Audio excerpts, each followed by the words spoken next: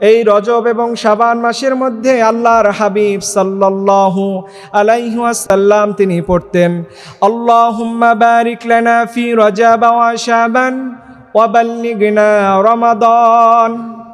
রব্বে করিম, আমার জীবনে আমার হায়াত যদি রজব এবং শাবান মাসের দিকে শেষ হয়ে যায়, আল্লাহ গো মেহেরবানি করে দয়া করে আপনি আমার হায়াতটাকে আপনি আমার রমজান মাস পর্যন্ত নিয়ে যান।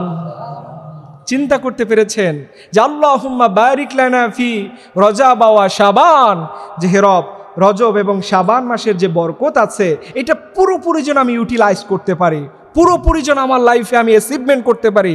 রব, আমার যদি মৌতের কোনো সিগনেচার করা হয়ে থাকে রজব এবং শাবান মাসে, মালিক তোমার কাছে ভিক্ষে চাই, তুমি আমার হায়াতটাকে রমাদান পর্যন্ত নিয়ে যাও। আল্লাহু আকবার। চিন্তা করা যায় যে আল্লাহর হাবিব সাল্লাল্লাহু আলাইহি সাল্লাম রমাদানের ট্রেন ধরার জন্য, রমাদানের গাড়িতে ওঠার জন্য তিনি আল্লাহর কাছে হায়াতের বরকত চাইতেন। অথচ আমাদের লাইফে আমরা এগুলো কি করি? আমাদের লাইফে এমন কি কোনো গোল থাকে যে রব, আমি কিন্তু এবার রমাদান মাসকে চাই, রমাদানের খুশবু, রমাদানের আহলান ও সাহলান, রমাদানের যে মারহাবান তৈবান, এগুলো আমি চাই।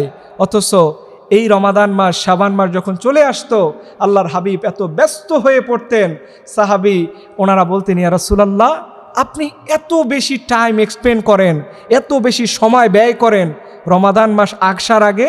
তখন তিনি বলতেন, সাহাবীরা, রমাদান মাসের মৌত আর অন্য মাসের মৌত কখনো সমান হতে, এর জন্য জুমার দিনের মৌত আর সাধারণ অন্য দিনের মৌত কি এক?